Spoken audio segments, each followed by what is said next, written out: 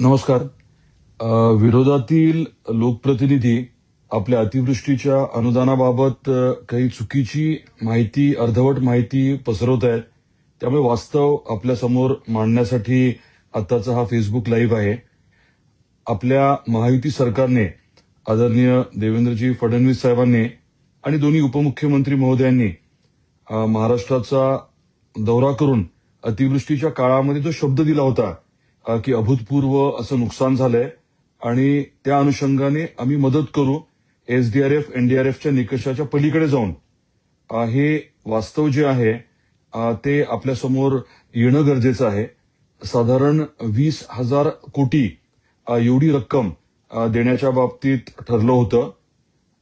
राज्य सरकारने केंद्राकडनं पैसे आले किंवा नाही आले तरीही मदत करायचं जाहीर केलं होतं. या मदतीमध्ये एसडीआरएफ एनडीआरएफची मदत तर आहेच आणि त्याच्या पलीकडे जाऊन रबीच्या हंगामाच्या अनुषंगाने बियाणासाठी आणि इतर बाबींसाठी, इतर निविष्ठांसाठी साधारण 10,000 रुपये हेक्टरी ही मदत करायचं देखील ठरलं होतं. तर ही अनुदानाची रक्कम अंदाजे 20,000 कोटीपेक्षा थोडी जास्त आहे. त्यापैकी 14,000 कोटीपेक्षा जास्त रक्कम ही प्रत्यक्षात शेतकऱ्यांच्या खात्यावरती जमा झाली आहे. आता हे जे लोकप्रतिनिधी आहेत ते आपल्या आपल्या जिल्ह्याची माहिती न घेता किती हजार कोटी आलेत याची माहिती न घेता काही गोष्टी बोलतायत. त्यामुळे माझी सर्वांना विनंती आहे की आपल्या आपल्या जिल्ह्यामध्ये किती पैसे येणं अपेक्षित होतं, एसडीआरएफ एनडीआरएफचे निकष आणि हे अधिकचे 10,000 आणि त्या तुलनेत किती पैसे आलेत हे समजून घ्यावं. 20,000 कोटीपैकी मी म्हटल्याप्रमाणे साधारण 14,000 कोटी रुपये हे वितरित झालेत आणि ज्या त्या शेतकऱ्यांच्या खात्यावरती हे 14,000 कोटी रुपये आलेले आहेत.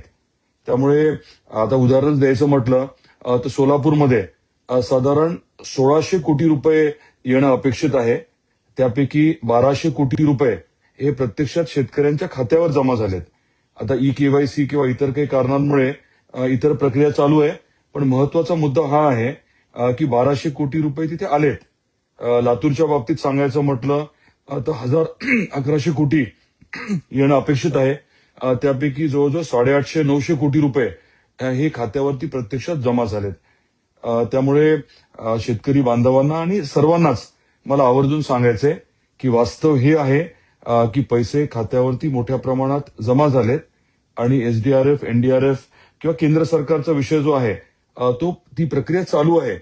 ती प्रक्रिया किंवा केंद्राच्या पैशाचा विचार न करता, त्यासाठी न थांबता आपल्या सरकारने, आपल्या महायुती सरकारने पैसे जे आहेत ते उपलब्ध करून दिलेत आणि मी सांगितल्याप्रमाणे प्रत्यक्षात 14,000 कोटीपेक्षा जास्तीची रक्कम ही खात्यावरती शेतकऱ्यांच्या जमा झाली आहे. त्यामुळे आपल्या महायुती सरकारचे, आदरणीय मुख्यमंत्री देवेंद्रजी फडणवीस साहेबांचे आणि दोन्ही आपले उपमुख्यमंत्री एकनाथरावजी शिंदे साहेब आणि अजितदादा पवार साहेब आणि पूर्ण मंत्रिमंडळाचे मी मनापासून आभार व्यक्त करतो. धन्यवाद.